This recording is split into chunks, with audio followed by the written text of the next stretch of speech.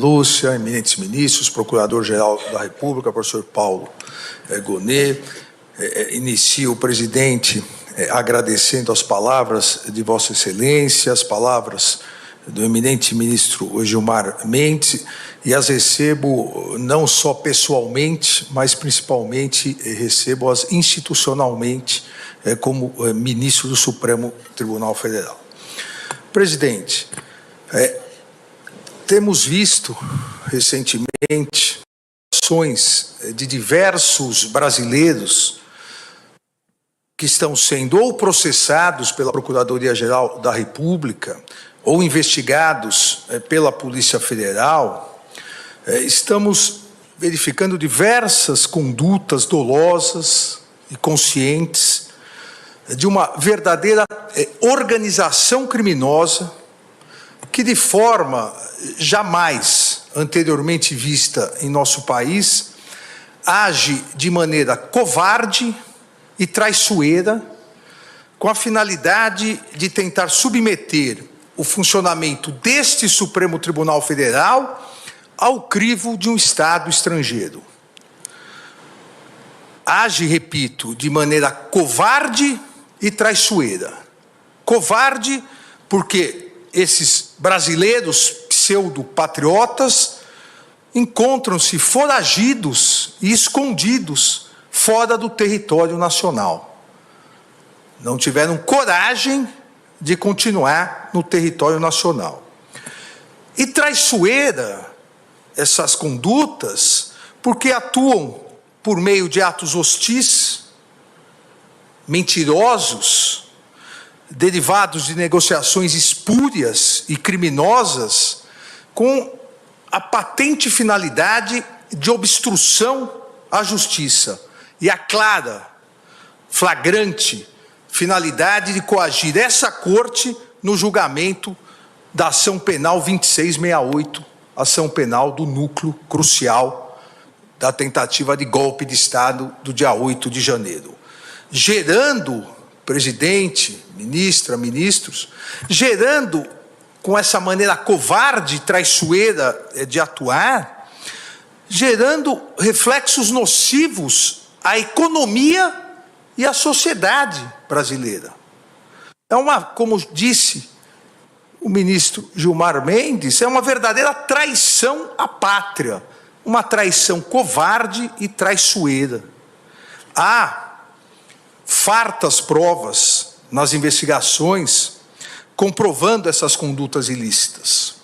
Não só induzimento, instigação e auxílio na tentativa de submeter o funcionamento do Supremo Tribunal Federal ao crivo de um outro Estado, ao Estado estrangeiro, com clara afronta à soberania nacional, mas também fartas provas demonstrando auxílio na negociação espúria, vil, traiçoeira com autoridades estrangeiras para que se pratique atos hostis à economia do Brasil.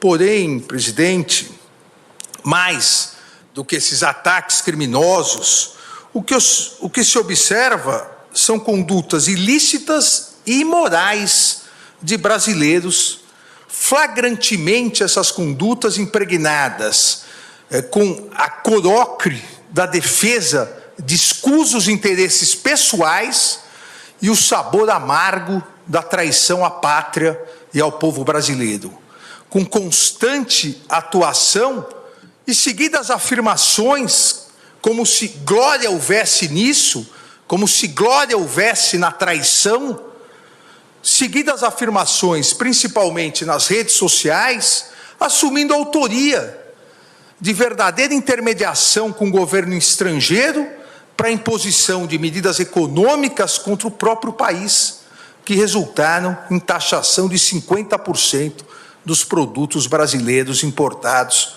pelos Estados Unidos da América, tendo como consequência, assim que se iniciar, e na verdade a consequência já se iniciou, um grandioso prejuízo aos nossos empresários e a possibilidade de perda de milhares e milhares de empregos de brasileiros e brasileiras.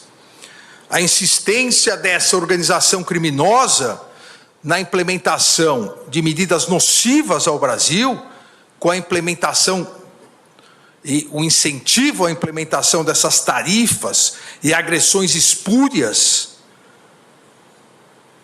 agressões internacionalmente consideradas espúrias e ilegais contra autoridades públicas brasileiras, tem por finalidade a criação de uma grave crise econômica no Brasil, e que, para desgosto desses brasileiros traidores, não ocorrerá, mas a ideia de gerar uma grave crise econômica no Brasil, para que com isso haja uma pressão política e social contra os poderes judiciário e legislativo, com consequente interferência no andamento das ações penais em andamento, que já se encontram em fase de alegações finais.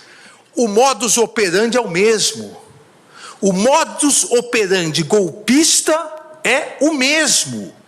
Antes, acampamentos na frente dos quartéis, invasão na Praça dos Três Poderes, para que com isso houvesse, como mais de 500 réus confessaram, houvesse a convocação de GLO e as Forças Armadas, gerando uma comoção nacional, e aí houvesse a possibilidade do golpe. Repito, o modus operandi o mesmo. Incentivo a taxações ao Brasil, incentivo à crise econômica, que gera crise social, que por sua vez gera crise política, para que novamente haja uma instabilidade social e a possibilidade de um novo ataque golpista. E essa geração de pressão política e social contra os poderes judiciário e legislativo tem claramente a finalidade ilícita de favorecer interesses pessoais. E digo, coação contra o poder legislativo também. Pasmem que um dos brasileiros investigado e foragido, recentemente, nessa semana, dirigiu ameaças diretas aos presidentes da Câmara dos Deputados, o deputado Hugo Mota, e do Senado Federal, o senador Davi Alcolumbre. Ameaças diretas. Ou vocês votam anistia, ou as tarifas vão continuar. Ou vocês votam anistia, ou vocês também terão aplicada a lei da morte financeira. Ameaças aos presidentes das casas congressuais brasileiras sem o menor respeito institucional, sem o menor pudor, sem a menor vergonha, na explícita chantagem para tentar obter uma inconstitucional anistia, ou em relação ao presidente do Senado Federal, o senador Davi Alcolumbre, obter o início de procedimento de impeachment contra ministros desta Suprema Corte, sem existência de qualquer indício de crime de responsabilidade, mas sim por discordarem da legítima atuação deste Supremo Tribunal Federal no exercício de sua competência jurisdicional, concedida diretamente pela Constituição Federal, em uma tentativa patética de tentar afastar seus ministros do cumprimento de sua missão institucional e favorecer réus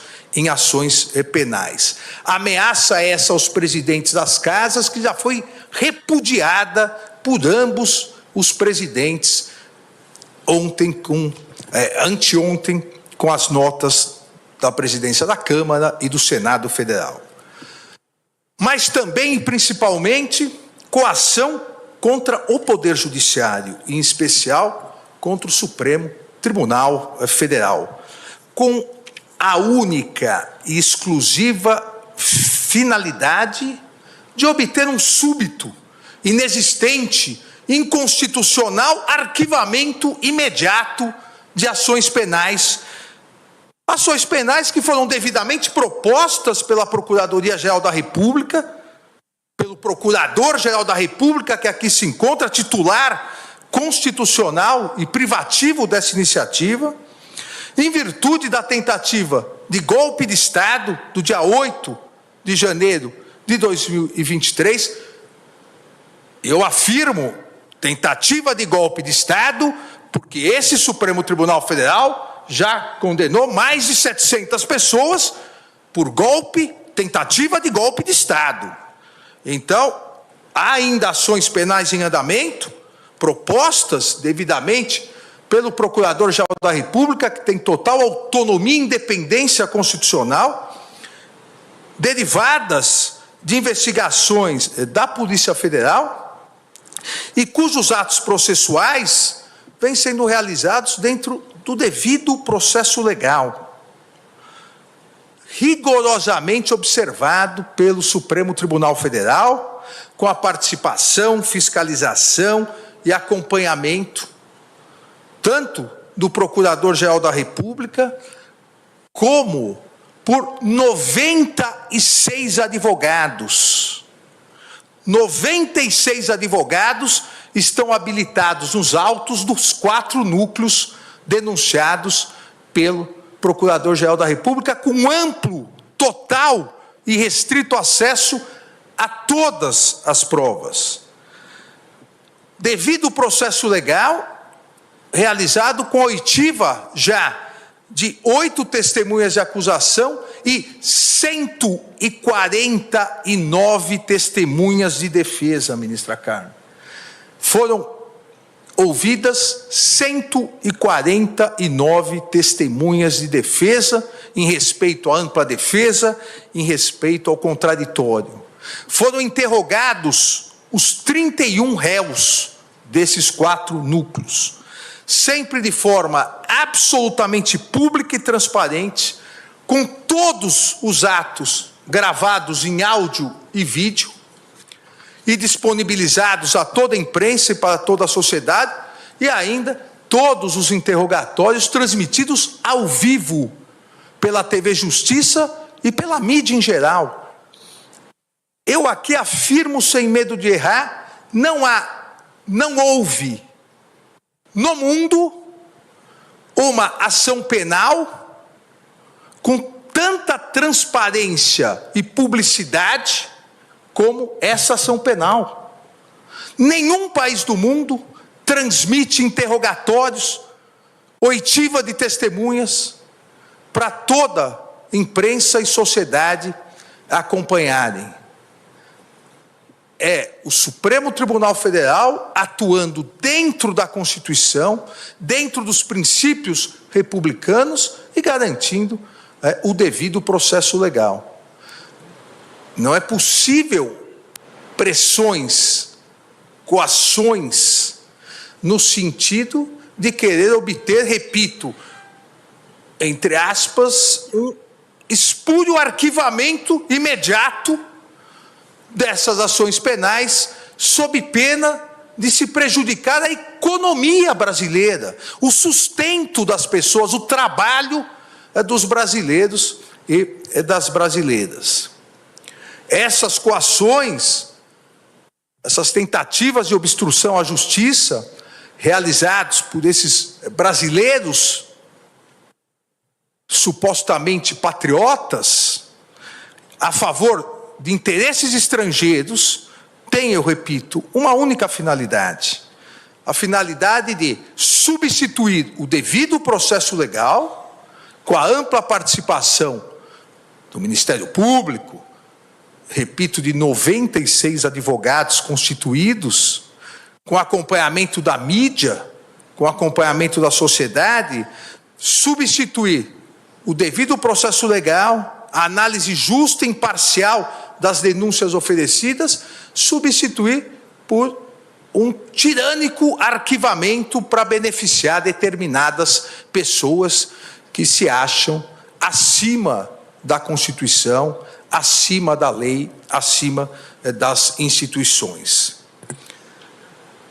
Esses réus investigados, brasileiros que estão induzindo, instigando e auxiliando a prática dessas condutas nefastas contra a sociedade brasileira, criminosas contra as autoridades públicas, não estão só ameaçando, coagindo autoridades públicas, ministros do Supremo Tribunal Federal, mas também, e fazem isso diariamente nas redes sociais, ameaçando as famílias dos ministros do Supremo Tribunal Federal, do Procurador-Geral da República, em uma atitude costumeiramente afeta a milicianos do submundo do crime, que atacam as autoridades e atacam os familiares das autoridades.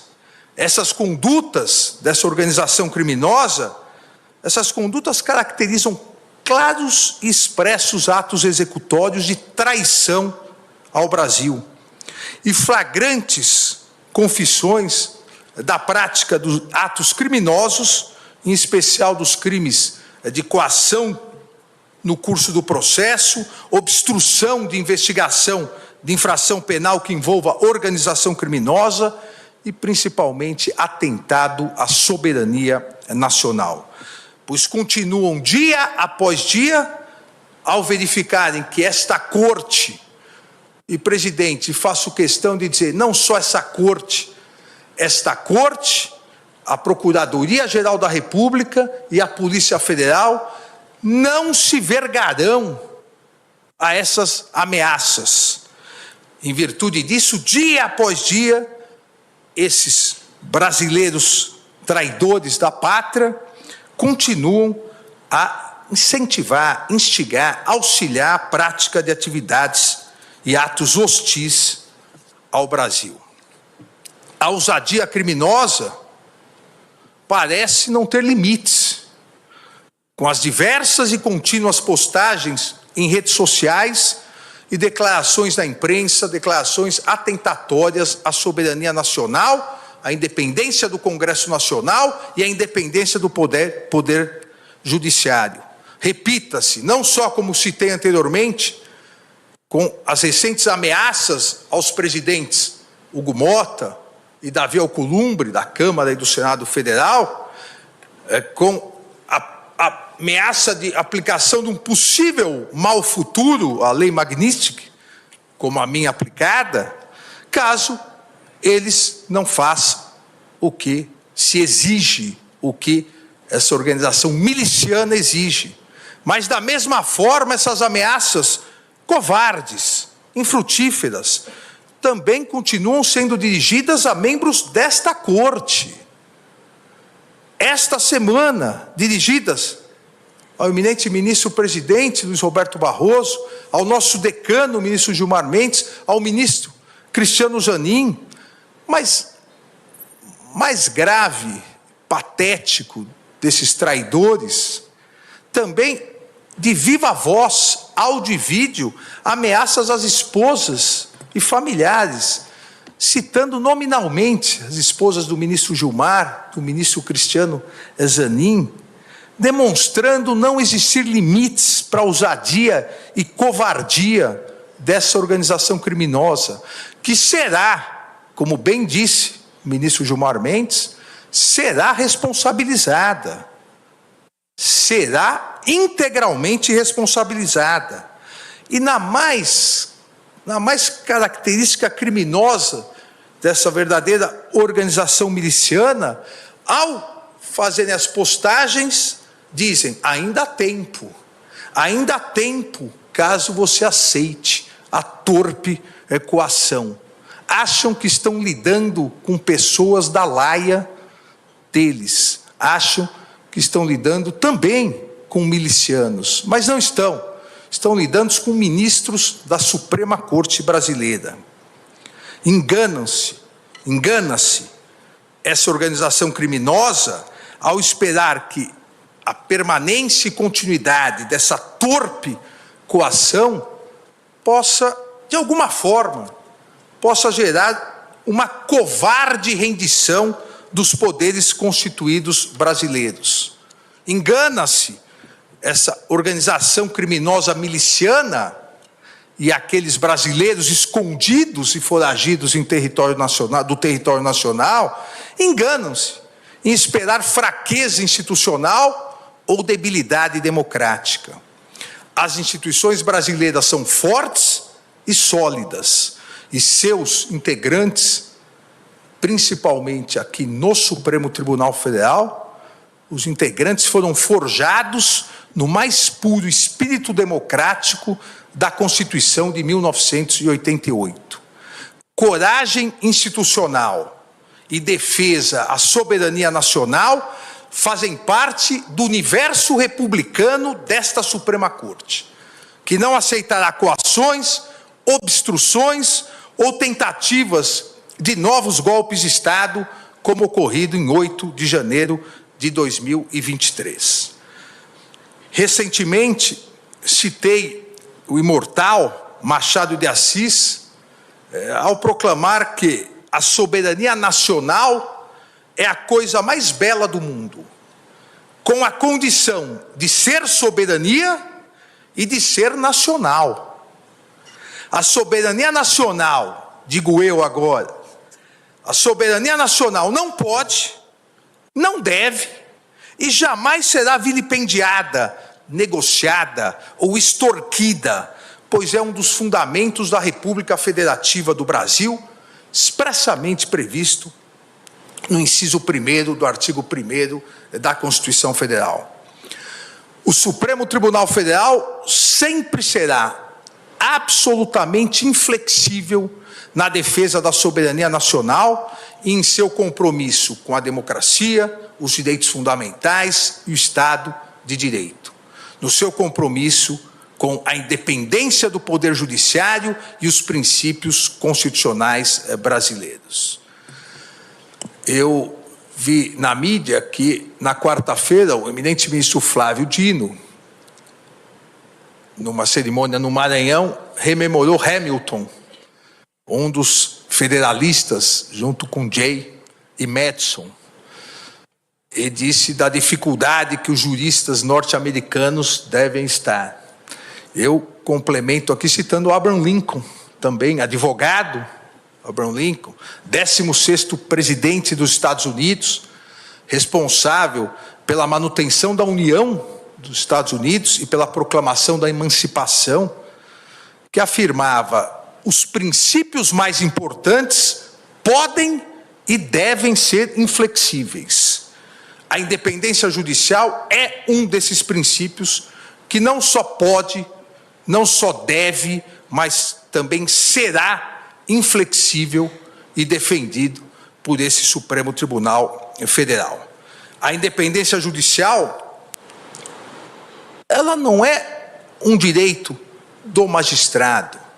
A independência judicial, ela constitui um direito fundamental dos cidadãos, que têm o direito a uma tutela judicial efetiva, ao processo e julgamento por um tribunal independente e imparcial, pois não se consegue, em lugar nenhum do mundo, não se consegue conceituar um verdadeiro Estado democrático de direito sem a existência de um poder judiciário autônomo para que exerça sua função de guardião da Constituição e das leis. Isso é um princípio inflexível. É um princípio inflexível da Constituição brasileira, a independência do Poder Judiciário em defesa da Constituição brasileira. E a história desse Supremo Tribunal Federal demonstra que jamais faltou e jamais faltará coragem aos seus membros para repudiar as agressões contra os inimigos da soberania nacional, inimigos da democracia e inimigos do Estado de Direito.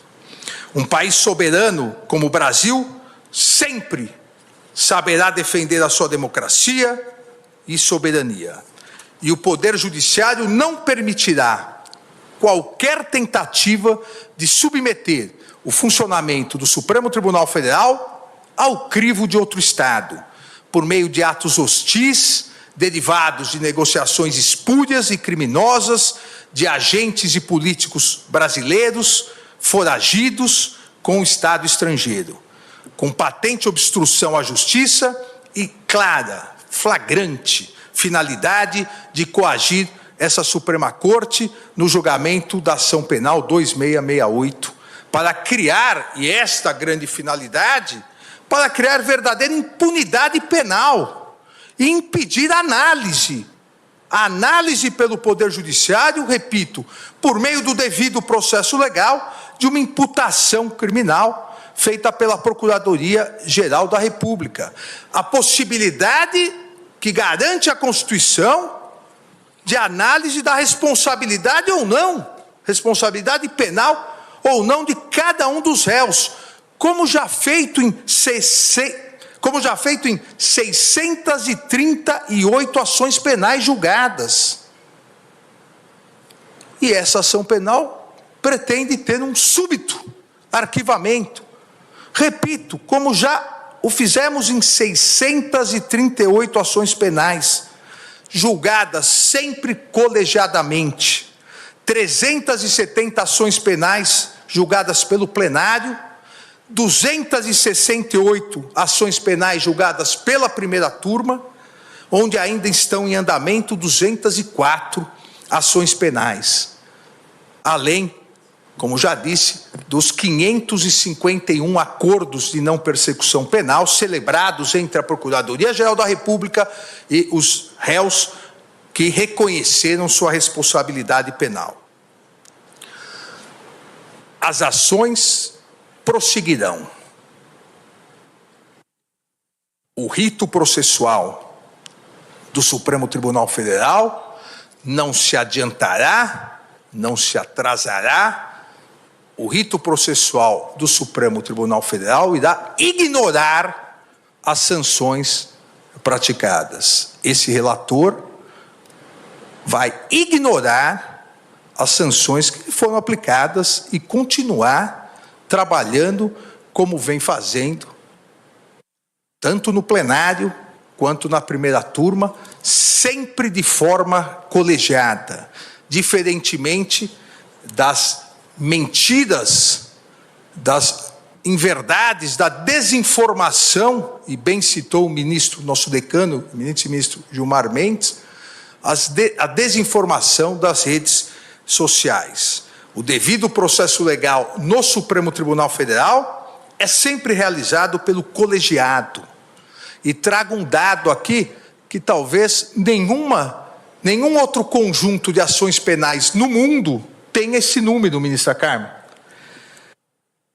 Durante as investigações e as ações penais relacionadas à tentativa do golpe de Estado de 8 de janeiro de 2023, investigações e ações penais, foram interpostos contra decisões minhas monocráticas 707 recursos. 707 recursos. Todos, absolutamente todos, foram improvidos e os colegiados mantiveram as decisões proferidas. Foram julgados desses 707 recursos, 413 no plenário e 294 pela primeira turma, a demonstrar que o devido processo legal nas ações penais nesse Supremo Tribunal Federal é o resultado do colegiado, é o resultado da vontade do colegiado, seja do plenário, quando sua competência for, seja das turmas, quando a competência lá estiver estabelecida. 707 recursos interpostos. Esta Corte vem e continuará realizando sua missão constitucional, e, em especial, nesse segundo semestre, realizará os julgamentos e as conclusões dos 4 núcleos das importantes ações penais relacionadas à tentativa de golpe de Estado de 8 de janeiro de 2023.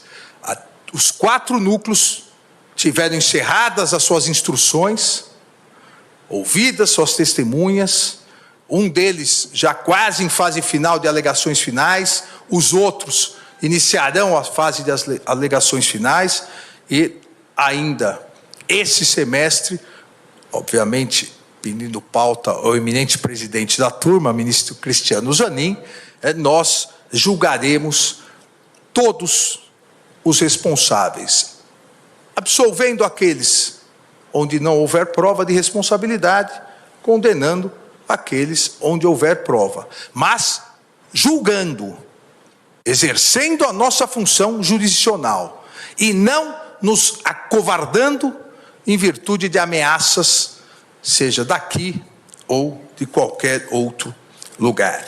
O Supremo Tribunal Federal continuará a exercer seu papel de guardião da Constituição, continuará exercendo o seu papel nas ações penais para que dê uma resposta final a toda a sociedade brasileira sobre quem realmente foi ou quais foram os responsáveis pela tentativa de golpe, dentro do devido processo legal, do respeito à ampla defesa, do contraditório, inadmitindo qualquer ingerência interna ou externa na independência do Poder Judiciário, com serenidade, competência e coragem. Obrigado, presidente. Obrigado, ministro Alexandre de Moraes. Ouviremos agora o Procurador-Geral da República.